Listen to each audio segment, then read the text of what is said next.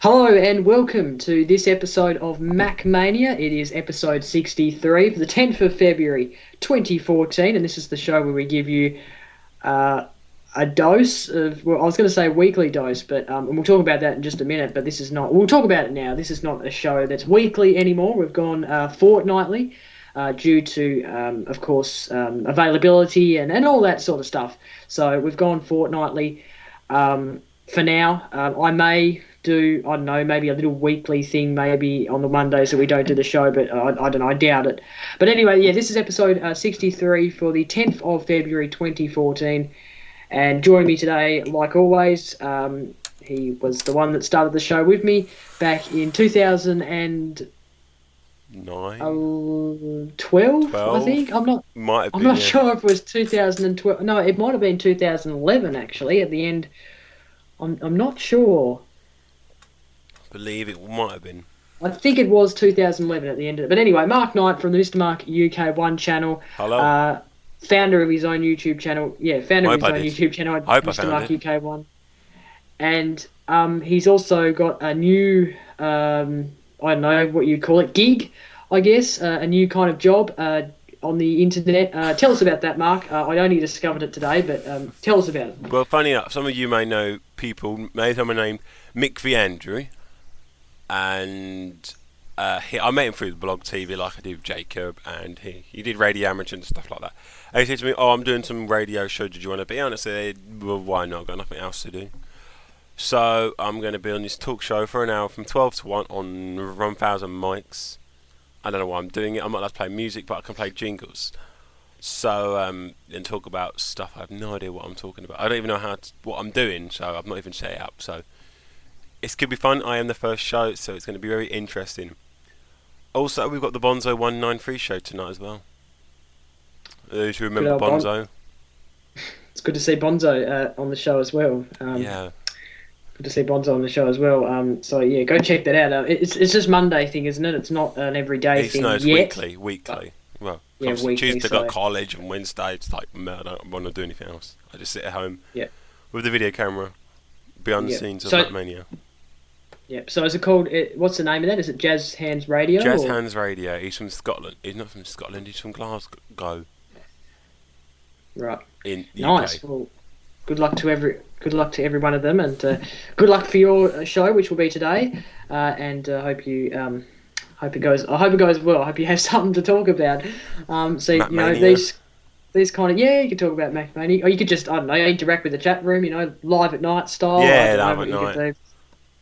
Live at night or live at afternoon style, or whatever you want. But yeah, anyway, good luck with that. Live at night, the only show that interacts with the chat room, isn't it? It is. That's it. And I'd love to bring it back, but I don't have the capabilities to do it, and we all know that. And it was. I don't really know how to go about that. Doing it on Ustream seems a bit open. Where on Blog TV it was kind of a small community, but anyway, I don't reckon it'll go. I don't reckon it'll be. It's dead. Try you now. Pretty much dead.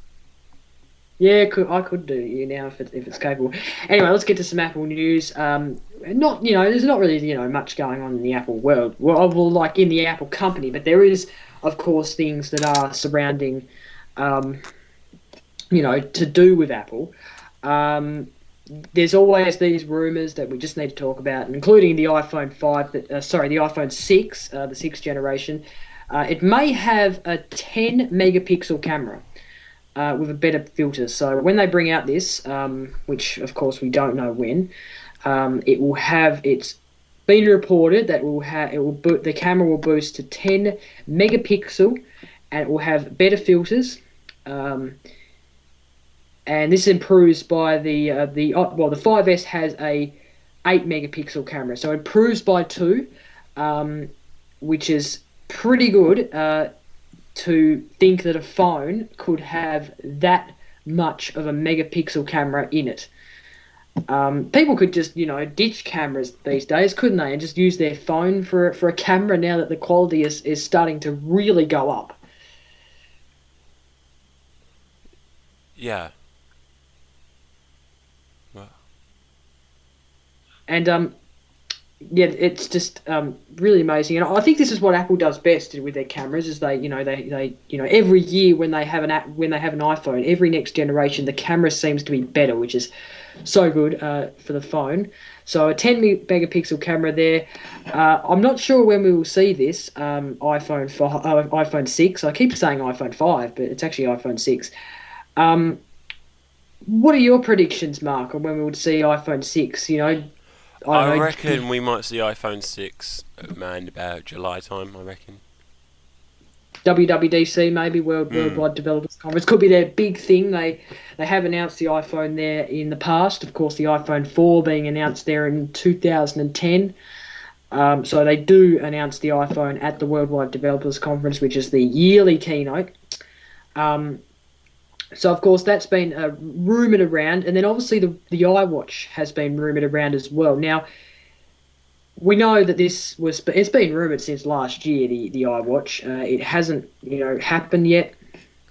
I'm trying to get the story up as I speak here, but it just hasn't happened yet, and not a lot of people think it will happen. But it's taken a twist, this story.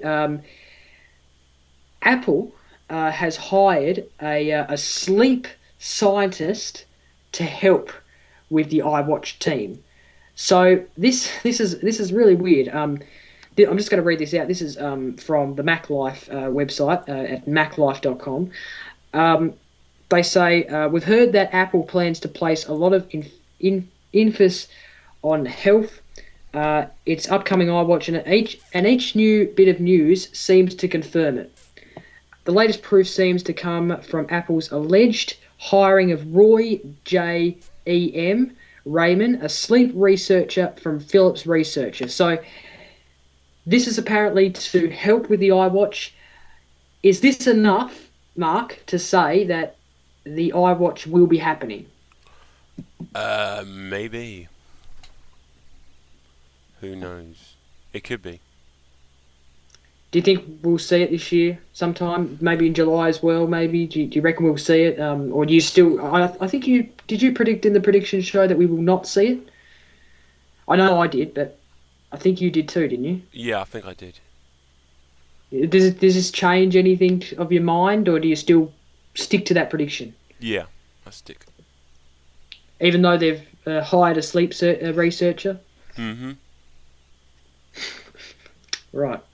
Okay. Well, I don't know. I'm kind of confused at the moment. I don't really see like what this would do.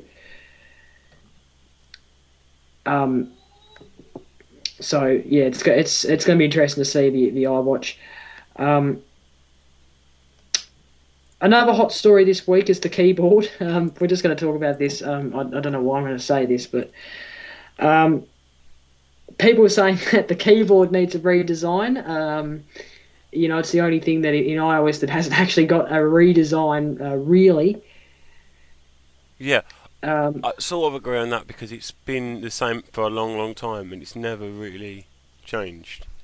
mm, yeah, So that could be something they definitely. could change. Yeah, And that, obviously they could change it. They could put a nom lock on the side, number pad thing. Maybe even change the mouse as well, because obviously you had the Mighty Mouse, and then you got the Magic Mouse, and maybe change it to the Mickey Mouse or something. mm, could be something. Could be something really well. Um, another hot story this week is that Steve Jobs reportedly wanted, when obviously he was alive, that he wanted the Sony Vaio, which is a laptop, a beautiful laptop. It's a beautiful design. He actually wanted it to run Mac OS. Now, currently at the moment, of course, it runs Windows. Um, would you? And I want to ask this, Mark, because this is really an interesting story because you wouldn't think that someone like Steve Jobs would want the Mac to run on any other computer except his Mac, branded laptops like the white one you used to have, the Mac Pro and the MacBook Air. Do you believe this? Do you think that Steve Jobs wanted Mac to be ran on this Sony computer, and like this is not even an Apple made computer? Do you reckon you believe it? I don't know, because it's something obviously Windows is on everything, so maybe he wanted to move the Mac platform to all the computers you can actually switch in the swap change. So I'm not too sure on that. I don't look. I don't really think I'd. I don't know. It's a hard one because I don't really think Steve Jobs wanted Mac on any other computer, like I said, except his Mac brand. So it's a very hard one to believe.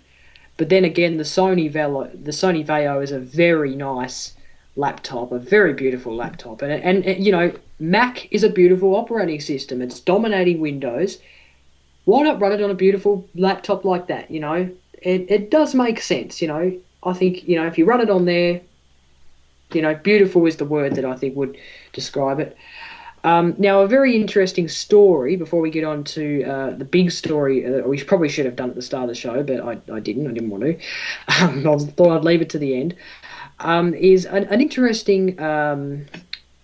interesting article on how to replace your old computer with an iPad.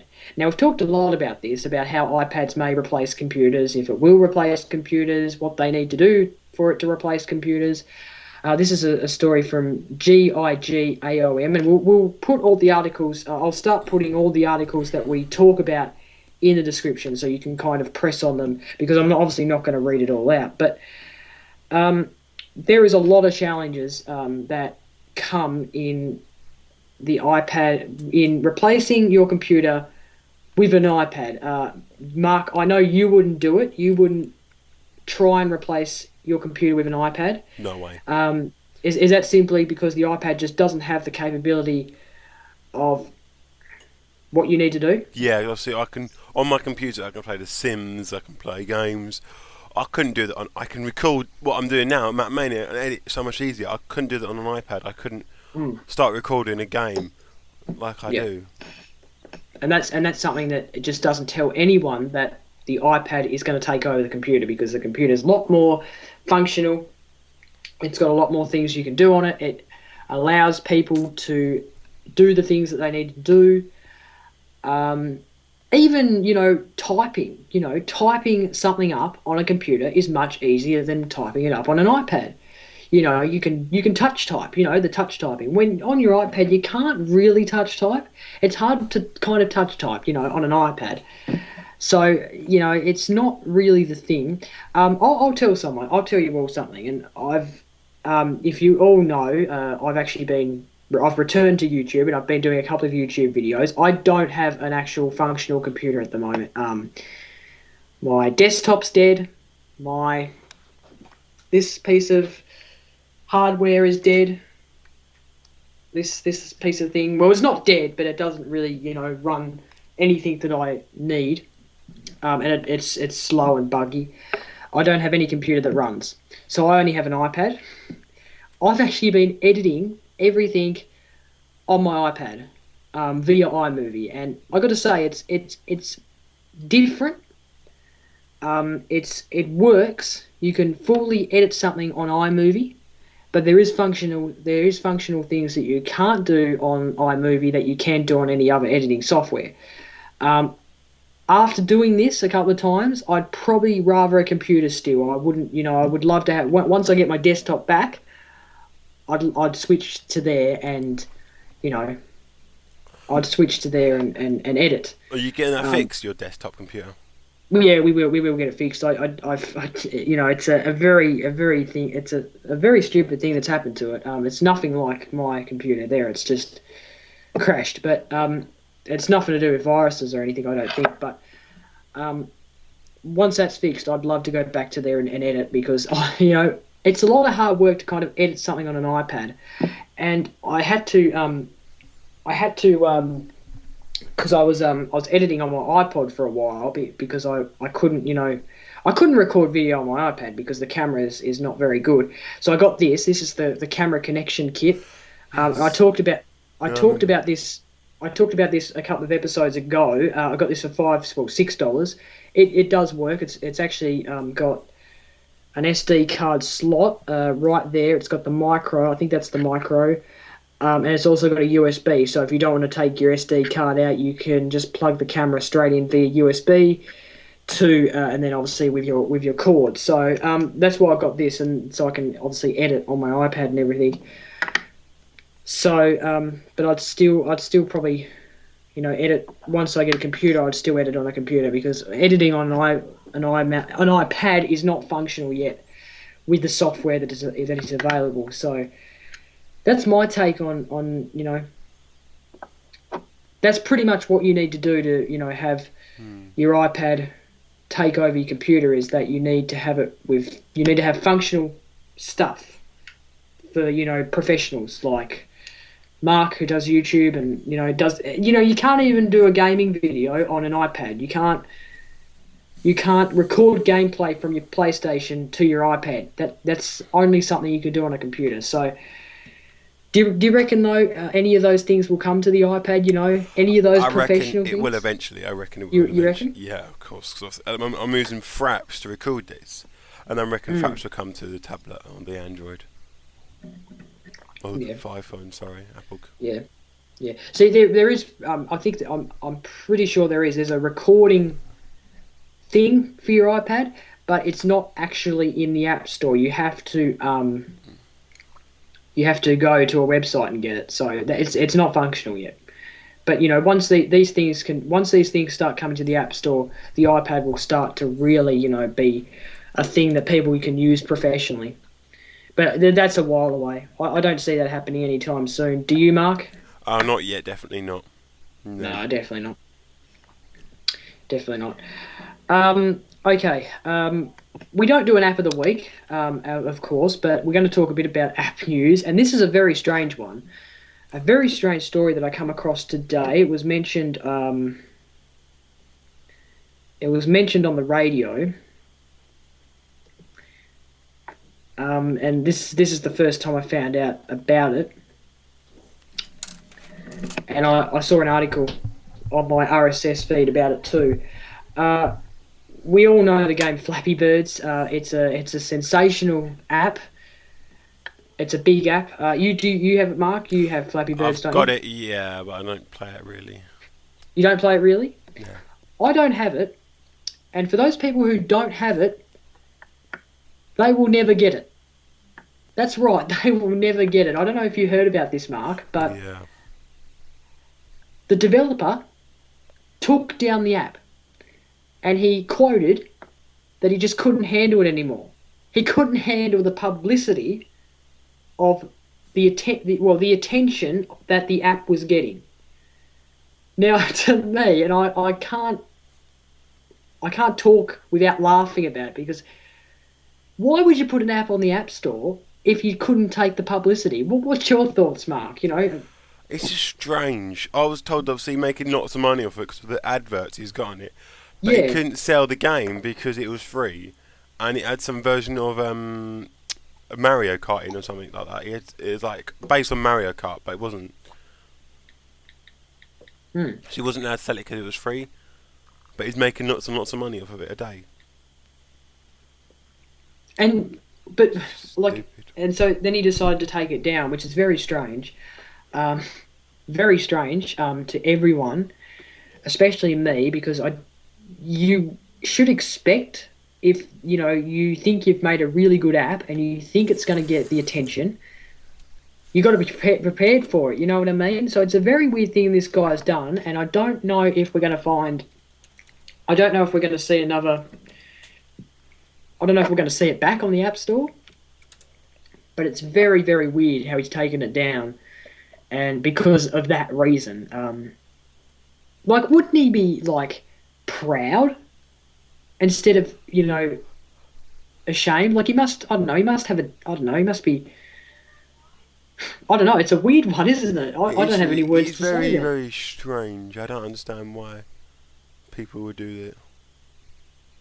I don't know, but look, I'm never going to be able to play it now because it's not on there. So for those people who haven't got it though and want some, there's a lot of apps now on the App Store that are actually called Flappy something. There's ones like Flappy Bee. You can get Flappy Bee on the App Store. So if you didn't get Flappy Birds, you can get Flappy Bee. There's no ratings to it. Well, there is ratings to it, but it's only 1 star. There's Flappy Bees right there. Wow. Flappy, I'll just do that. There's Flappy Bees. There's another one called Flappy. Well, there's one called Fluffy vs Flappy Birds. There's another one. I cannot believe this. There's lots of apps on here now that are called Flappy. There's Flappy Birdie, Flappy Bird Flyer. There's Flappy Plane. There's Flappy Plane. And there's probably more out here too. There's a Flappy Turkey World. There's lots of Flappy apps. So yeah, for those people who want to get Flappy Birds, you can't get it anymore because it's been taken from the App Store. What do you think about all these apps on there, Mark? It's very, very weird, strange. People are trying to mock up the game to get back, but will it be any good than Flappy Birds? Is the question. The people who were saying about it on the radio were just making an absolute joke out of it. It was just absolutely funny. So, Flappy Birds no longer exists on the App Store, even though it was the most popular game to get in the App Store this week. The guy took it down because he just couldn't handle the publicity it was getting, and it's just a really weird thing. So, hopefully it will be put back up because, well, actually, it's a good thing for people who don't have it because they can't get it and get addicted to it. But it isn't. But it has no effect on the people who, it has no effect on the people who do have it for now, because the people that still do have it can play it. But once the iPhones get updated, the app will no longer be, capable. What about Android users? Because obviously, being an Android user, if I update my obviously there's no updates at the moment, will I still lose Flappy Birds? Because obviously you get more frequent updates on an iPhone than I do on an Android phone. Right. Because I'm running Jelly Bean at the moment. Right, yeah.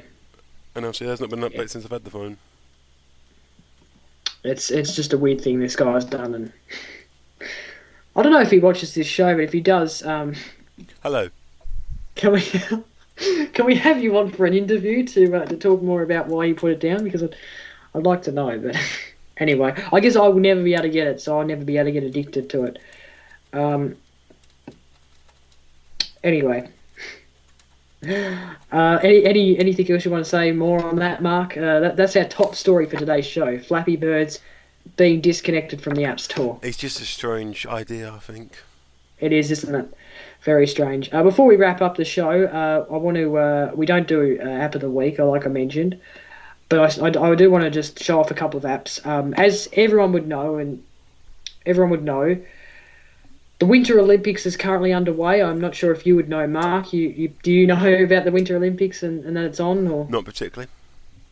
I knew you'd say that, but you may be wondering, why are you talking about the Winter Olympics? It's not a sporty show. I am a sporty person, by the way, but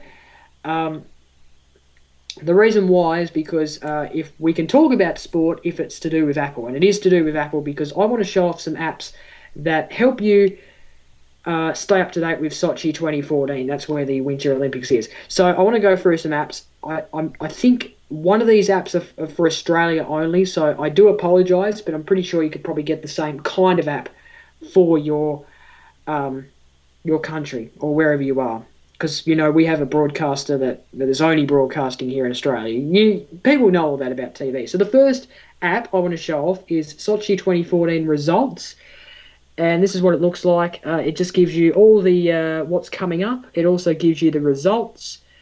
It gives you the medal tally, so we can see currently on top is Netherlands. I'm not sure how the UK is doing right now. The UK, Great Britain has won 1 silver and 1 gold. They're doing better than Australia, who hasn't even won a medal. And it's just got the sports that are involved in the Winter Olympics. Athletes. It's got tickets and shop. So if you want to buy a Sochi Sochi shirt, then you can go to the shop and of course have a look. We've got the Sochi guide. So this is probably for people who are at the event, but it does work for people who aren't at the event. It just gives you all the events. It's the same kind of thing with the results app. It's got a guide, tickets, etc. Go check it out on the App Store.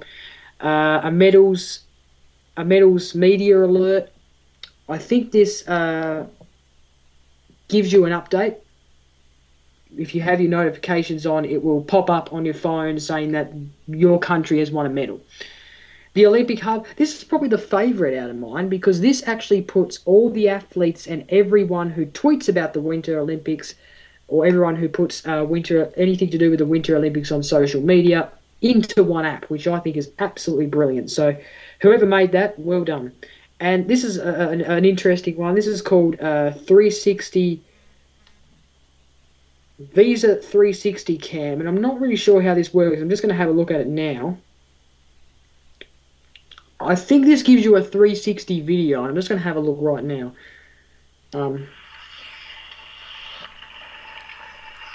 We not play for name for back, we play for logo on the front. Right, so that's pretty cool. It gives you a top view. To go too fast, and most time that's pretty cool. You part of your team, and you just try to make it move to receive pass or pass somebody. That's pretty cool. You can move the camera around, so this is what you can do.